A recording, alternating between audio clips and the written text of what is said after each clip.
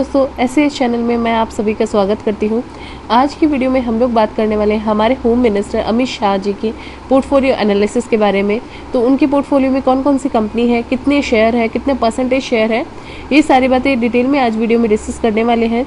तो अगर ये वीडियो आपको अच्छा लगता है तो आप इस वीडियो को एंड तक ज़रूर देखिए और साथ में मैक्सिमम लोगों के साथ शेयर कीजिए ताकि उनको भी अवेयरनेस मिल सके। और अगर अभी तक आपने हमारे चैनल स्टॉक कंट्रोल हिंदी को सब्सक्राइब नहीं किया है तो उसे सब्सक्राइब करने के साथ साथ बेल आइकन को प्रेस कर दीजिए ताकि ऐसे ही लेटेस्ट स्टॉक मार्केट से जुड़े अपडेट्स आप सभी को मिलते रहें। तो चलिए स्टार्ट करते हैं हमारे आज की इस वीडियो को।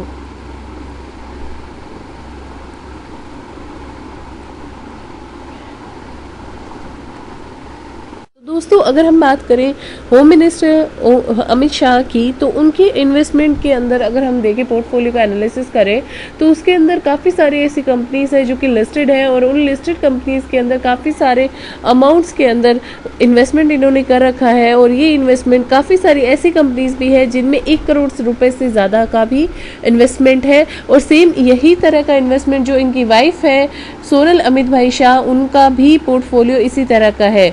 इन टोटल अगर हम देखें तो यहाँ पे इन टोटल 180 लिस्टेड कंपनीज के अंदर अमित शाह जी ने इन्वेस्ट कर रखा है। और इसके अंदर जो अगर डिस्क्लोज जो डेटा हम देखें इलेक्शन एफिडेविट के थ्रू है, जैसे कि आप सभी को पता है कि इलेक्शन अभी हमारे भारत के अंदर स्टार्ट हो चुके हैं और इंडिया के अंदर इलेक्शन में जब भी आप यहाँ पे अपना नामांकन भरते हैं तो उसके साथ ही आपको अपनी एसेट्स को डिस्क्लोज करना पड़ता है, सारी चीज़ें डिटेल में बतानी पड़ती है।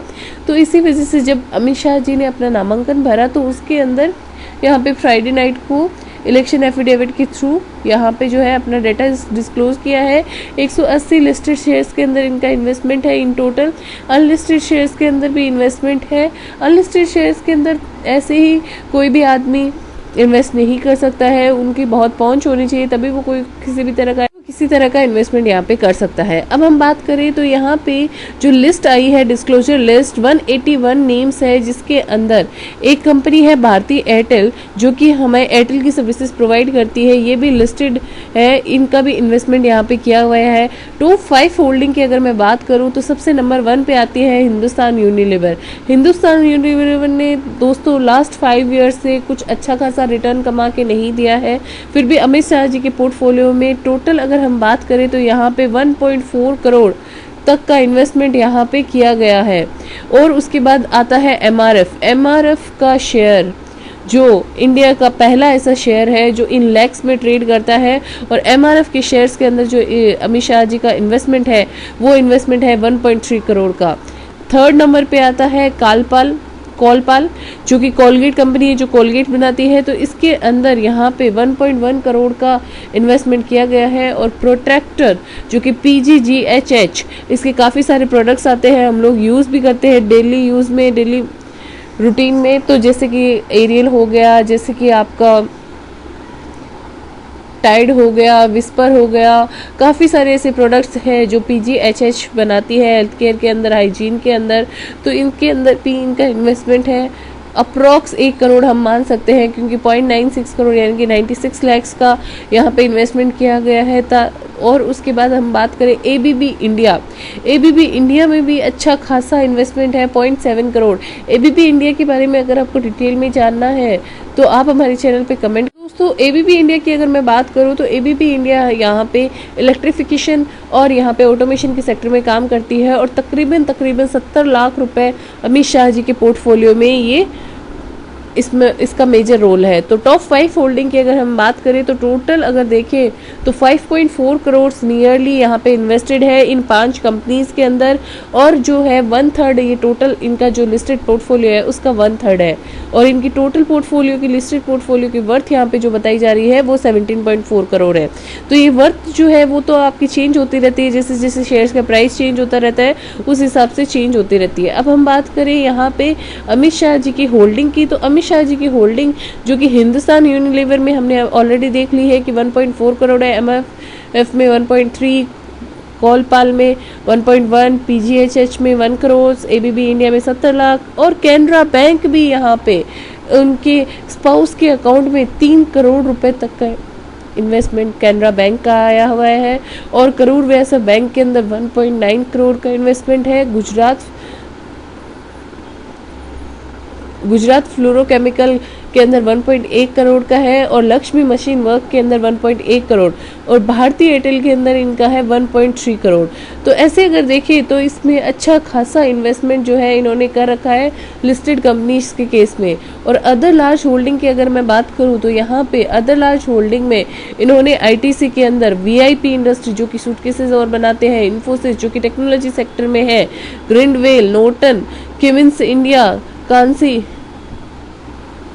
नेरोलेक्स पेंट्स, तो इनमें भी काफ़ी अच्छा इनका इन्वेस्टमेंट बताया जा रहा है, जिसके अंदर उन्होंने बिटवीन 0.4 करोड़ यानी कि 40 लाख से 70 लाख के बीच में यहाँ पे इन्होंने डाले हैं।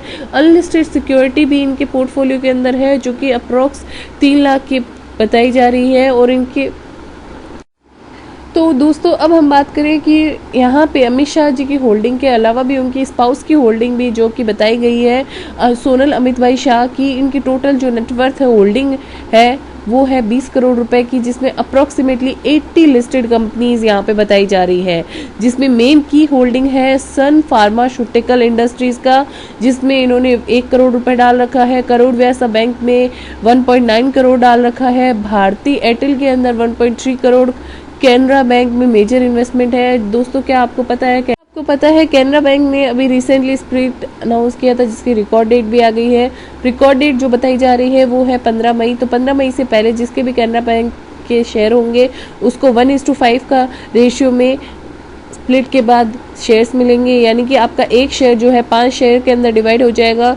तो यहाँ पे अगर आप कैनरा बैंक के अंदर इन्वेस्ट करना है तो पहले आप कुछ जजमेंट ले लीजिए, कैनरा बैंक के अंदर इन्वेस्ट करना क्या आपका सही रहेगा। सिर्फ स्प्लिट के पीछे, बोनस के पीछे या फिर डिविडेंड के पीछे किसी भी शेयर के अंदर इन्वेस्ट मत कीजिए, क्योंकि वो ऑलरेडी मार्केट के अंदर एडजस्टमेंट प्राइस के अंदर हो जाता है जब भी आपका स्प्लिट, बोनस और डिविडेंड अनाउंस होता है।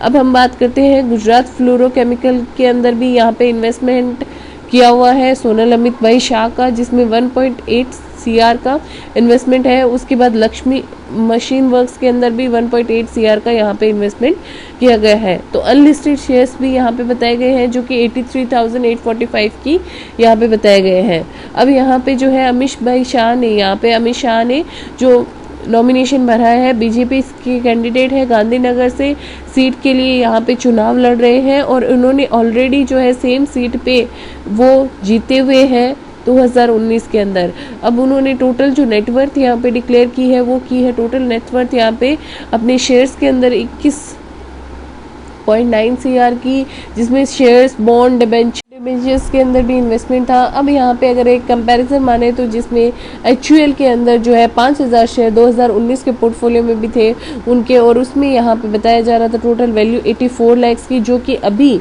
यहाँ पे 5,000 शेयर्स जो है बढ़ के 6,176 शेयर हो गए और उसकी वैल्यू भी जो है शेयर्स की आपके बढ़ के 1.4 CR हो गई। तो यहाँ पे जो शेयर्स की वैल्यू है वो आपके आगे पीछे होती रहती है, तो उस बेसिस पे आपकी जो नेटवर्थ है वो भी आपके आगे पीछे होती रहती है। तो नंबर्स ऑफ शेयर्स की अगर मैं बात करूं तो शेयर्स के अंदर HUL के अंदर यहाँ पे जो इन्वेस्टमेंट है वो अमित शाह जी ने बढ़ाया है। और सेम अगर देखें तो अमित शाह जी के एफिडेविट जो कि 2019 का था उसमें 2,450 शेयर रिलायंस इंडस्ट्री के थे जो कि 8 लाख रुपए के थे, लेकिन अभी जो है अभी करंट पोर्टफोलियो जो उन्होंने डिक्लेयर किया है उसके अंदर उनके पोर्टफोलियो में रिलायंस पार्ट नहीं है, रिलायंस इंडस्ट्री, लेकिन उनकी स्पाउस जो है वो 117 शेयर होल्ड करती है 3.4 लाख के। तो आशा है आपको इस वीडियो से क्लैरिटी मिल गई होगी। हमने देखा है यहाँ पे अमित शाह जी का पोर्टफोलियो। ऐसे ही डिटेल स्टडी के लिए आप हमारे चैनल स्टॉक कंट्रोल हिंदी को सब्सक्राइब कर लीजिए, बेल आइकन को प्रेस कर दीजिए ताकि लेटेस्ट वीडियो अपडेट आप सभी को मिल सके।